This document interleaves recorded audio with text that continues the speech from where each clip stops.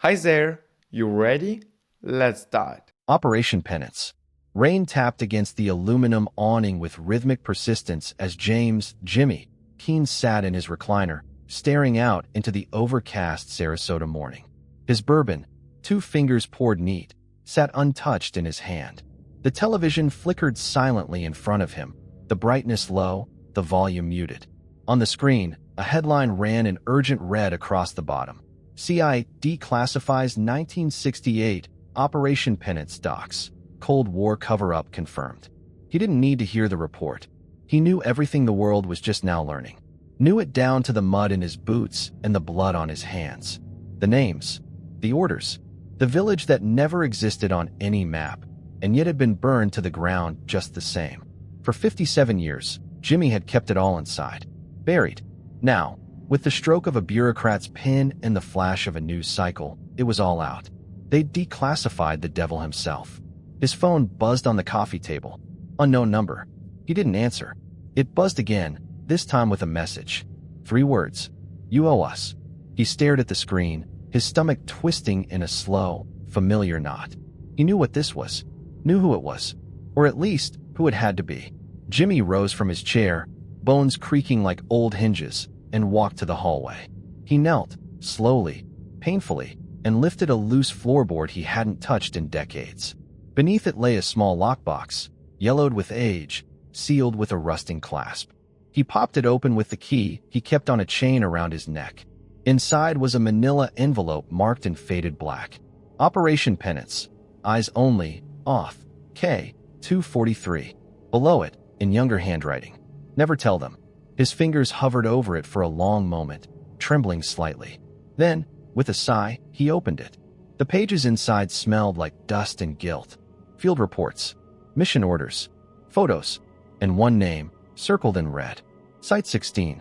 He didn't notice the knock on the door at first. It was soft, polite. Another knock. Then a voice, calm and clear. Mr. Keene? James Keene.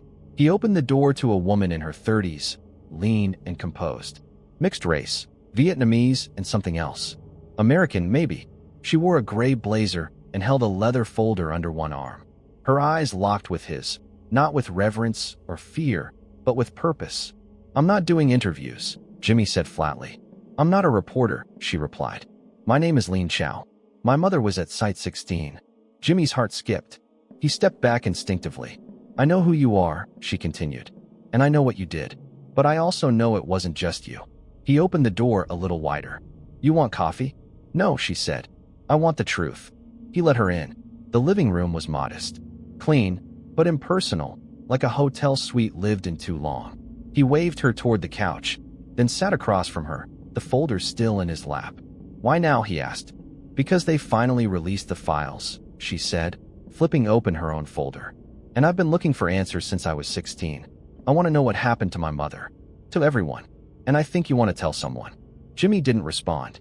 He took a sip of his bourbon, grimaced, and leaned back in his chair. It wasn't supposed to go like that, he said. You mean the massacre? She asked, her voice steady but sharp. He flinched. It wasn't a massacre. Not at first. She waited. We were told it was a Soviet listening post, he said. Hidden deep in the jungle, outside any borders anyone cared about.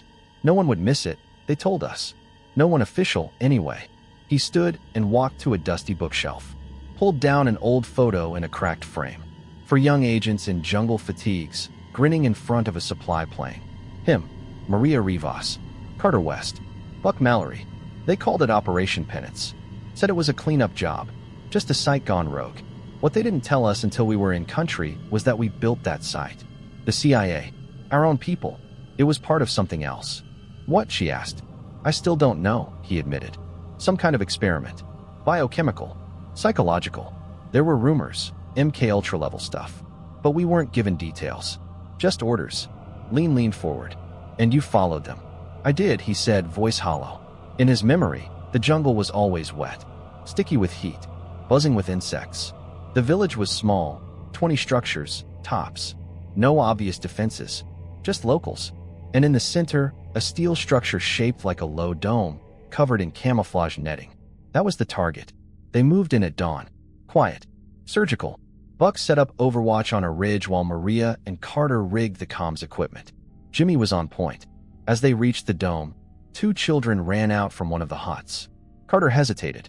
That was the moment. The fulcrum. A shot cracked out from the ridge. One child dropped. The other screamed and ran. What the hell, Buck? Jimmy had shouted into his mic. They were just kids. He had a radio. Buck replied coldly. Could have been a warning. And then the screaming began. Jimmy's voice shook now, recounting it to Lean. We tried to stop it, but once the first shot rang out, it was like a fire had started and none of us had any water. The villagers panicked. Carter panicked. Maria, she tried to shield a woman and her baby. Took a bullet herself. Did she survive? He shook his head. She bled out in my arms. What happened to the site? Lean asked, voice quiet now. We destroyed it. Thermite charges.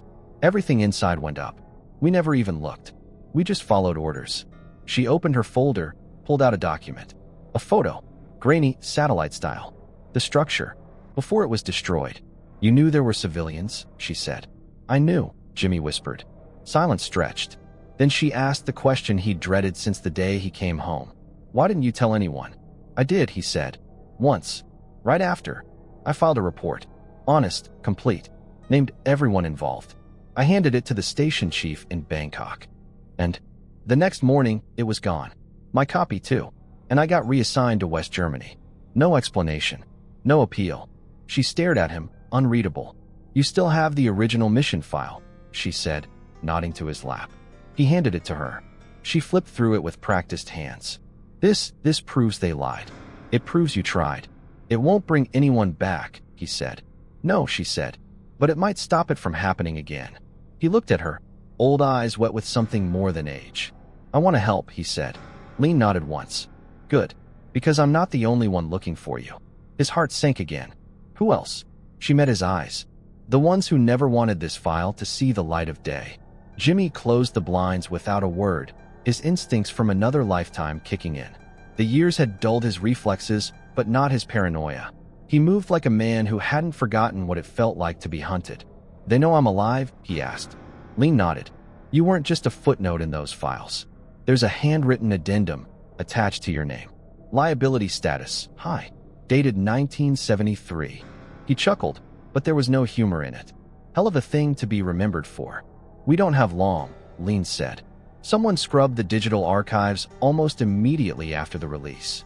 I only got a full copy because I pulled it at 4:03 a.m. the day it dropped. How do you even know where to find me? I didn't, she said. I found Buck Mallory first. Jimmy froze. Buck's alive. He was, she said. He's not anymore. His stomach twisted. He died 4 days ago. 2 bullets, back of the head. Ruled a robbery, but nothing was taken. Jimmy sat down slowly. They're cleaning up. Lean slid a flash drive across the table. This is everything. Scans of your mission files, the site photos, Maria's name, even the buried memos from Langley's Special Programs Division. Whoever ran Penance, whatever it really was, they've kept the lid tight for nearly 60 years. But something's slipping. He picked it up, rolled it between his fingers. You have any idea what the real objective was? She hesitated. Maybe. And if I'm right, this isn't just about Laos. It's about what happened after. The people they brought back. Jimmy looked up, confused. What people? Lean opened her phone and showed him a blurred document, an old manifest. According to this, 10 locals were taken from Site 16 before the demolition. Asset transfer, MK/Omega series.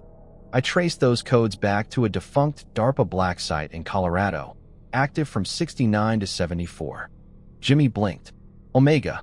Jesus. That's not CIA. That's something else. You think it was medical? No, Jimmy said darkly. I think it was weaponization. Lean's phone buzzed. She glanced at the screen, her face tightening. They found us. What? Signal trace. I shouldn't have stayed this long. I was careful, burner phone, VPN, but they're faster than they used to be. Jimmy stood up. We need to move. I have a car out back, she said. We go now. He grabbed a go bag from the hall closet, one he hadn't touched in decades, but had updated every few years out of reflex. Hefted it like a familiar old rucksack. As they stepped outside into the muggy Florida afternoon, Jimmy noticed a black SUV at the far end of the street. No markings. Windows tinted too dark for legal use. Drive casual, he said. They won't hit us here. Not in daylight. They pulled out slowly. The SUV waited, then followed. Jimmy kept his eyes on the side mirror. Do you have somewhere safe? Lean nodded. Tampa.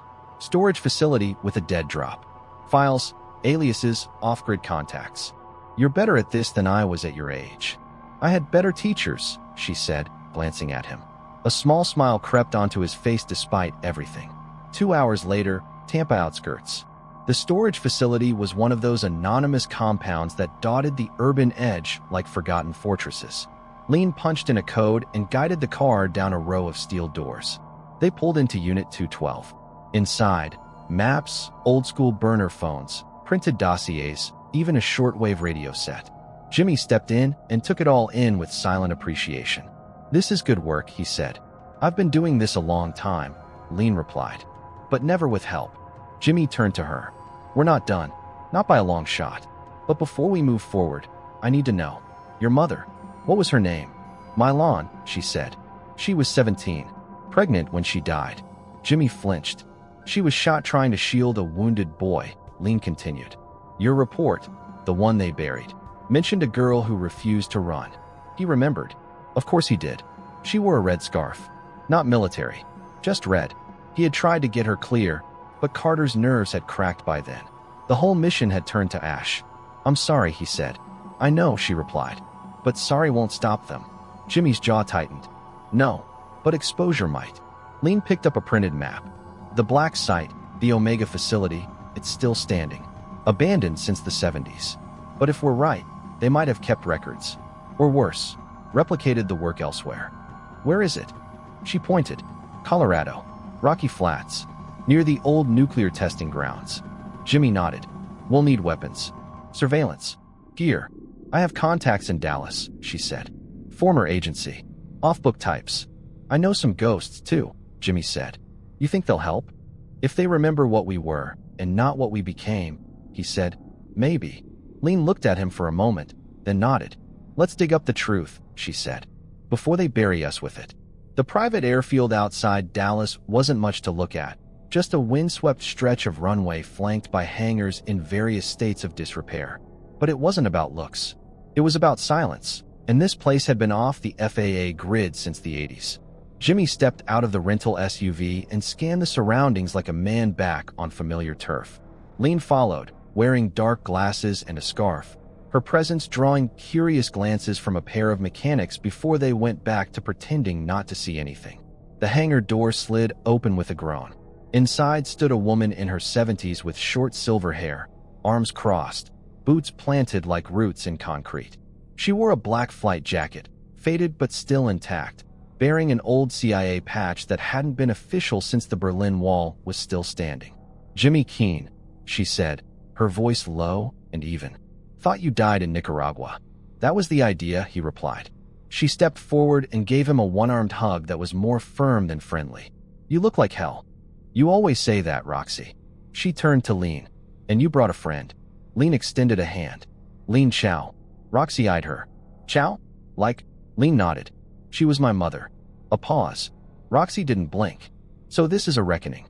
Jimmy shook his head. No, it's a reckoning for them. Not for us. Depends on how deep it goes. He handed her the flash drive. Penance. The truth. And what they kept hidden after. We're heading to Rocky Flats. You in? Roxy smiled grimly. Thought you'd never ask. 2 days later, Rocky Flats, Colorado. The wind howled over the scrubby plateau like it had unfinished business. The facility rose from the ground like a tomb. Concrete, rusted metal, and silence. Razor wires still ringed the perimeter, though time had eroded the menace of it. They arrived just after sunset in a beat-up camper van borrowed from one of Roxy's old safe houses. Inside, basic gear, climbing harnesses, masks, backup radios. Jimmy led the approach, crouching low, eyes scanning for sentries. There were none. Looks dead, Lean whispered. That's when it's most alive, Roxy muttered, and Jimmy knew she meant it. They breached a side access panel with an old agency override code. One Roxy had memorized from her days in special access programs. The steel door creaked open into total blackness. Inside, the air was still. Heavy. Their flashlights cut through layers of dust and silence. Empty labs, scorched terminals, glass panels marked with symbols and codes long since scrubbed from any government database. In the heart of the facility, they found what they didn't expect: refrigeration units. Still running, somehow powered, hooked to emergency generators. Lean cracked one open. Inside, blood samples. Dozens, each labeled with numbers, initials, and dates: 1969, 1970, 1971. These aren't just samples, she said, her voice shaking. They're live. Some of these could still be viable. Jimmy leaned in. This isn't decommissioned. This is hibernating. Roxy stared at the samples, jaw clenched. You know what this means, right? This wasn't a failure. It was a foundation. Suddenly, a hiss of air from the hallway. Footsteps. Not theirs. Roxy raised her pistol. Jimmy pulled Lean behind a cabinet. A voice echoed down the corridor. Keene, I always knew you couldn't leave it alone. Carter West stepped into the lab. Older now, paunched beneath his flak vest, but eyes sharp with the same cold focus he'd had in Laos. He carried an HK submachine gun low and loose. Jimmy didn't lower his weapon. I thought you were dead. You should have made sure, Carter said. Lean stepped out. You're the one who shot the child. Carter's expression didn't flinch. And I'd do it again if it meant survival. Roxy cocked her pistol. You working for them now? Carter tilted his head. No, I am them. What the hell are you talking about? Jimmy asked. This place? Omega? It never stopped. We just took it private.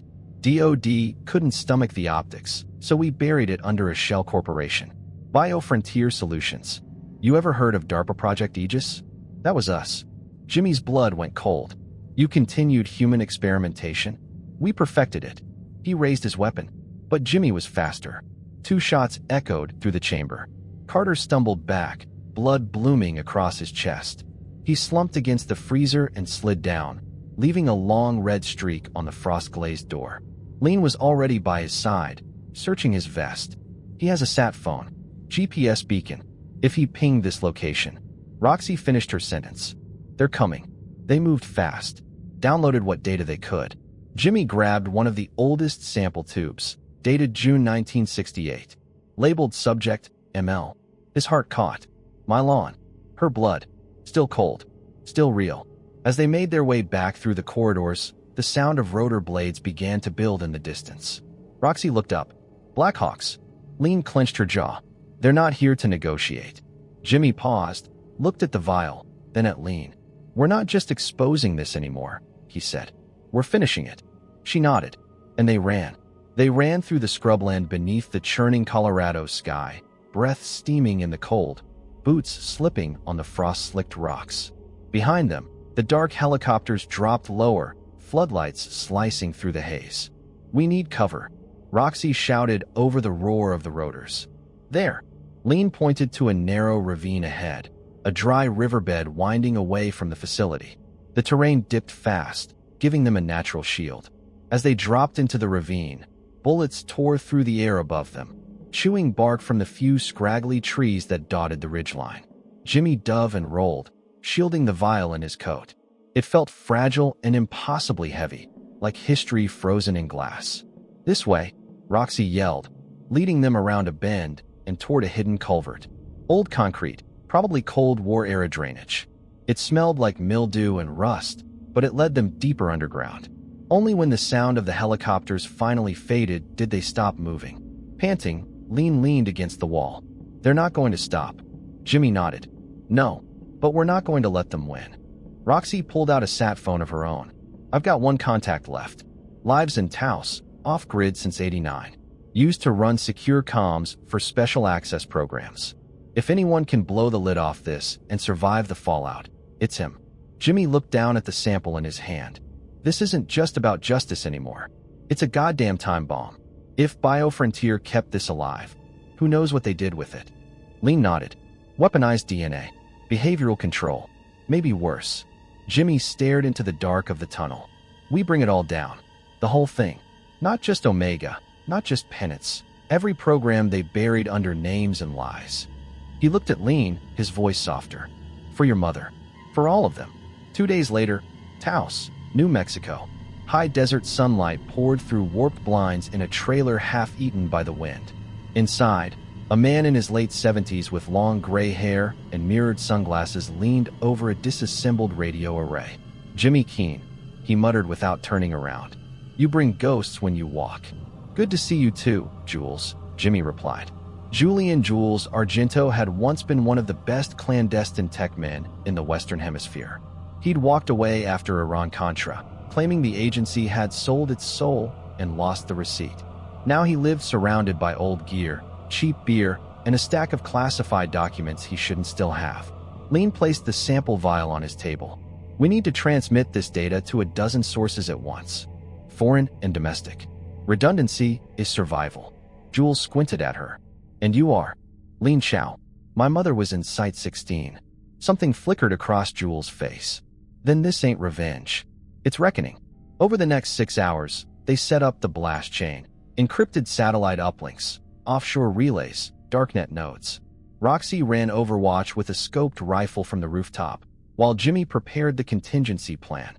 If they got hit, they'd blow the trailer and make sure the data still got out. But as dusk settled, a ping lit up one of Jules' terminals. "Someone's coming," he said. Military net chatter. Black signal. Same protocol used for extraordinary rendition. Lean's eyes widened. "They're going to try and take us alive. Or make it look like we never existed," Jimmy muttered. Then a voice rang out from outside. A bullhorn. "James Keene, come out. You have something that belongs to US." Jimmy looked at Lean. "Time to finish it." He walked to the radio and hit the sequence. 12 uplinks activated. Files streamed out across the net. Medical records. Mission logs. Names. Photos. Coordinates. Then, Jimmy added one more thing. His own confession. Spoken into a mic. His voice cracked, but clear. "My name is James Keene. I was part of Operation Penance in 1968. We were told it was a recon mission. That was a lie. It was an extermination. Then they tried to make us forget. Bury it. And they used what we found to create something worse." Outside, the bullhorn voice changed tone. "You're making a mistake, Keene." He ignored it. "But we remember. And now, so will the world." He hit transmit. The screen went green.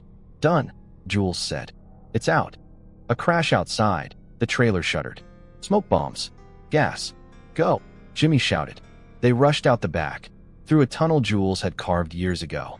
As they cleared the exit, a fireball ripped through the trailer behind them. Roxy pulled the group up the ridge to a waiting jeep. "Let's move." As they roared into the night, Lean looked back at the rising column of smoke. "It's out there now," she said softly. "They can't stop it." "No," Jimmy agreed, staring forward into the dark. "But they'll still try." The leak hit harder than anyone expected. Major outlets across the world picked it up within minutes. The story fractured into headlines, each worse than the last. CIA experimented on Vietnamese civilians in 1968 covert operation. Omega program, weaponizing trauma. U.S. biotech giant tied to Cold War human testing. Penance files reveal black site abuse. Photos of the children, blurry scans of reports, internal memos marked for eyes only. The internet turned into a battlefield of data, outrage, and disbelief. The U.S. government tried to play catch-up, but it was too late. Congressional hearings were demanded. Protests erupted in Washington, London, even Hanoi. BioFrontier Solutions stock plummeted. Their CEO, a former Pentagon advisor, resigned within 12 hours of the leak. But it wasn't just exposure. It was retaliation. Backroads of Arizona, Safe House Delta. Jimmy paced while Lean watched the news feed silently, her face unreadable. Roxy cleaned her rifle. Jules, patched up after the explosion, worked on a backup uplink from a battered laptop. Then came the knock. 3 quick raps. Pause. 2 more. Roxy leveled her weapon as the door creaked open. In stepped a man Jimmy hadn't seen since Berlin, 1972. Gray beard, thick coat, eyes that once glinted like razors. "Frank Navarro," Jimmy breathed. "Keene," Navarro replied. "You just made every friend we had an endangered species." "We didn't have many left," Roxy said flatly. Navarro glanced around. "They want your heads. Not just the government. The contractors. The cleanup crews. Some foreign states, too." You broke the cold silence. "That scares them." Lean stood up. "Good." Navarro smirked. "I heard your broadcast. You sound like a true believer." "I'm not," she said. I'm someone who knows what it's like to grow up surrounded by lies. Navarro stepped closer to Jimmy. They're hunting in concentric rings. You've got maybe 2-3 days before every private kill team on the continent knows where you are. We're going dark, Jimmy replied. We've got safe houses left. Favors we haven't cashed. Navarro handed him a flash drive. Use this instead.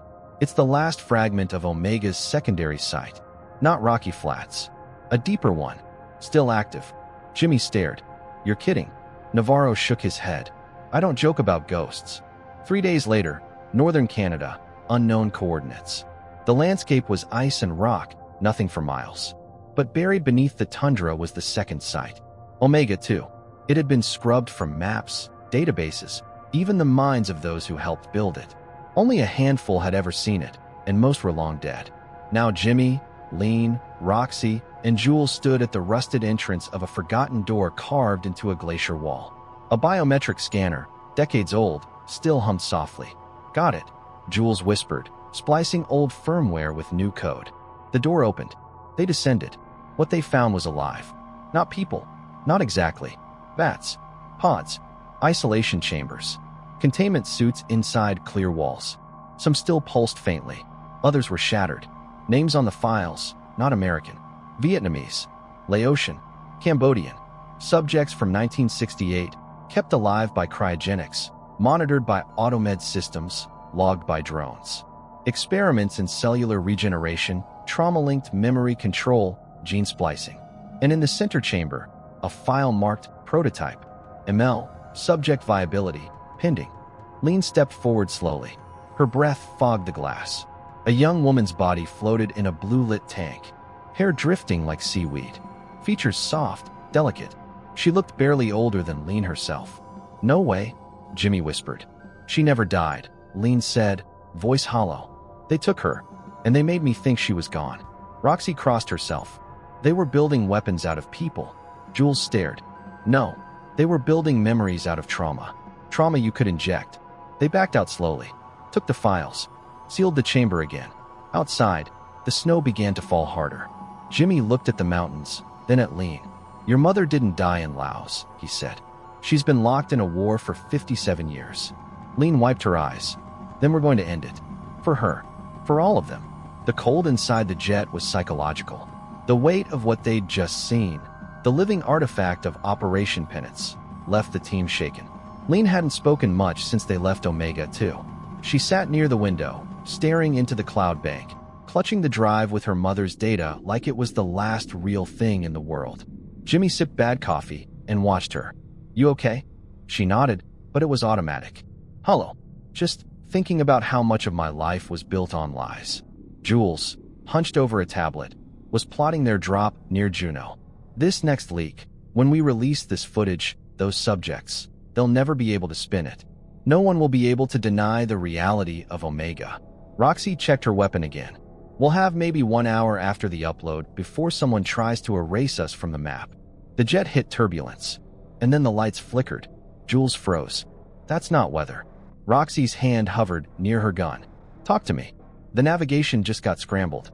I'm locked out of autopilot. Someone's spoofing the GPS. Jimmy stood. We've been compromised. And then the cockpit door opened. A figure stepped through, calm, collected, dressed in black. It was Lean, or someone who looked exactly like her. Everyone froze. The Lean at the window turned her head slowly.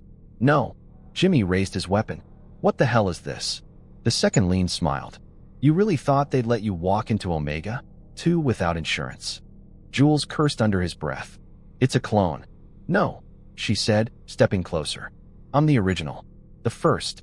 The one who was meant to carry the legacy of my lawn. Jimmy's eyes widened. Subject ML. The second Lean, her hair tied differently, voice colder, nodded. She was my mother too. But they made 2 of us. One to observe. One to act. The Lean they'd traveled with, the one Jimmy had protected, stood up, shaking. That's not true. That's not possible. It's why they kept the tank active, the clone said. It was never just preservation. It was a mirror. You were the variable. I was the control. Roxy snapped. Jimmy, we need to decide right now who's who. But Jimmy hesitated. His mind reeled back through every conversation, every glance. The warmth. The anger. The tears. Only one Lean had felt real. He pointed his gun at the clone. The clone blinked. Wrong answer. She moved fast. Almost too fast. Years of genetic enhancement, muscle tuning. Jules took a shot but missed. Roxy dove to flank her.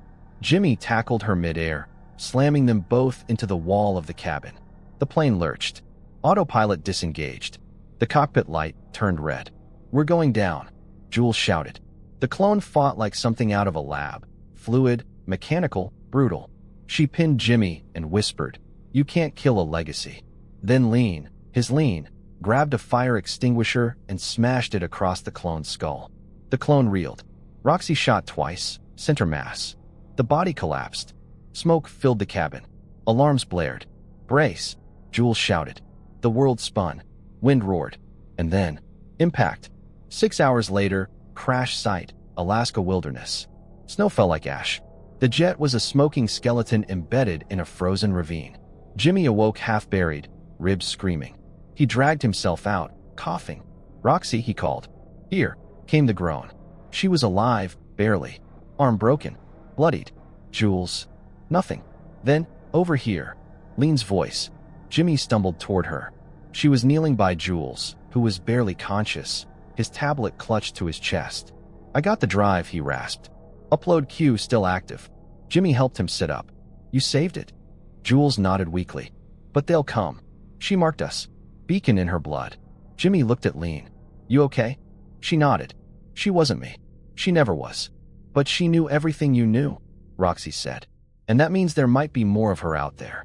Lean clenched her jaw. "Then we make sure this goes everywhere. And we burn the rest down." Jimmy looked out over the wreckage. The fire was dying. The storm was building. This wasn't the end. It was the reckoning. Fairbanks, Alaska, 1 week later. The group had limped into civilization under heavy aliases. No phones. No internet access. Jules was recovering slowly at a trusted underground medical site, guarded by former operatives turned off-grid mercs, friends Jimmy hoped would never have to repay favors. They were out of time. The clone's body had carried a subdermal tag, burst transmit beacon that went hot the moment her vitals dropped. Whoever was behind her wasn't BioFrontier anymore. It was something older, deeper. The last pieces of the puzzle led them here. To him, the man who had signed the original penance order in 1968, General Nathaniel Calder, presumed dead in 1985, officially missing in action. But Jimmy had never believed that. Calder had too much to lose, too many secrets to protect. He wasn't the type to fade away. And now, intel pulled from Jules' cracked Omega files confirmed it. Calder had faked his death with CIA help and vanished into the private shadow world, operating behind layers of shell corporations, influencing biotech advancements, and pushing black experiments from the shadows. Jimmy, Roxy, and Lean tracked him to a remote, fortified compound deep in the Alaskan range, an old NORAD fallback facility repurposed into a private fortress. "You sure about this?" Roxy asked, cleaning a combat shotgun. Jimmy checked his sidearm. "He was my handler, my mentor, and the butcher of Tanba. He's the reason my mother lost everything," Lean said, eyes hard. They approached at night. Snow deadened sound. Drones swept the perimeter, but Jimmy still remembered the blind spots. He'd helped design them decades ago. Once inside, they found corridors lined with aging servers, cold concrete, and the hum of machines never meant to be seen again. A vault door lay ahead, thick, titanium, marked with Unit Omega, Class X. Inside, Calder, sitting in a wheelchair, tubes in his arms, breathing assisted by machines. Skin parchment thin, but his eyes burned like old coals. "You made it," he rasped. Jimmy aimed his pistol. "You were dead." "Close enough," Calder wheezed.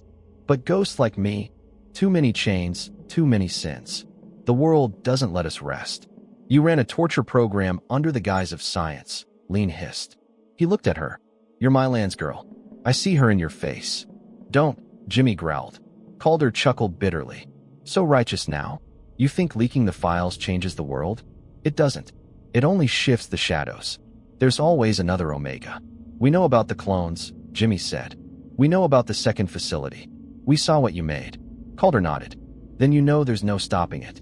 People want control. Control of thought, of blood, of memory. That's all I ever did. give the world what it already wanted. Roxy stepped forward. Your time is up. Calder smiled. Then make me a martyr. You think this ends with me? There are others. Jimmy didn't shoot him. Instead, he walked forward and placed a transmitter in Calder's lap. What's that? The old general croaked. Live feed, Jimmy said. Say everything. Full confession. The world's watching. Calder blinked.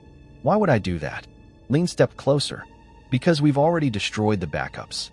You either go down as a war criminal, or the man who finally admitted what he did. Calder stared at her, and something, just for a second, broke in his eyes. He spoke. The whole confession. From 1968 to 1985.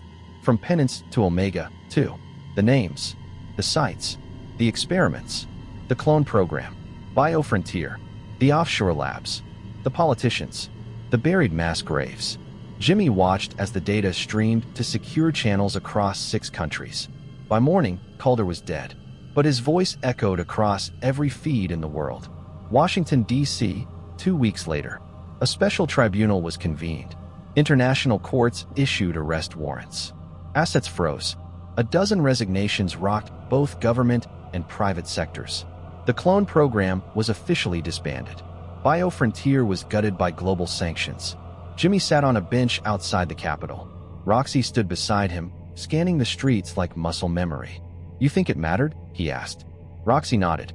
The truth always matters, even when it hurts. Lean joined them. She carried her mother's file, now declassified. They offered me a speaking slot at the tribunal, she said quietly. I said no. I'm going to Vietnam. There are people there who deserve the truth before anyone else. Jimmy smiled. You're braver than I ever was. Lean shook her head. You carried this for 57 years. That takes its own kind of strength. She hugged him. Jimmy watched her go. For the first time in a long time, he felt something break free. A chain, maybe. A ghost finally let go. 6 months later, outside Da Nang, Vietnam, the air was thick with incense and monsoon mist. Villagers moved slowly through the cemetery, lighting candles, setting out offerings. It was the Hungry Ghost Festival, when the dead, restless or remembered, walked among the living for one night. Lean stood before a grave that bore no name, only a symbol etched into stone. The mark of the phoenix, the secret insignia of Operation Omega. Her real mother, Mylan, was buried there now. After 57 years of sleep, she had finally been let go. No longer a data point in a military experiment. No longer a ghost suspended in blue light. A person, a mother, a victim given back her dignity. Lean lit a candle. Her voice was soft but clear. I found the truth. I burned it into the sky so everyone could see. You're free now. Behind her, a quiet rustle. She turned. Jimmy. He looked older, grayer than she remembered, but somehow lighter. He wore civilian clothes now. No more weapons or coats lined with secrets. Just a man come to say goodbye. Didn't think I'd find you out here, he said. I left breadcrumbs. Lean replied with a small smile. He stood beside her, watching the flame flicker. She was the best part of me, he said, and I let them take her. Lean looked at him. And then you spent your life trying to bring her back. Silence stretched between them, filled with memory and rain. Then Jimmy handed her something, a worn envelope, yellowed edges. Her name, handwritten in pen she recognized. She wrote this, he said, right before they put her under. Lean opened it slowly. Inside was a letter. Short, precise, beautiful. My daughter, if you're reading this, I am no longer your shadow. You are fire. You are the breath I gave up so you could live. Do not let their lies define you. Burn them. And if you ever meet the man who watched me die, forgive him. He did what he could, with a heart torn in two. Live, my child. Live for both of us. My lawn. Lean didn't speak for a long time. Then she folded the letter, pressed it to her heart, and said, I'm going home. Jimmy nodded. I think I will too. They didn't say goodbye. It didn't feel like an ending, just a turning.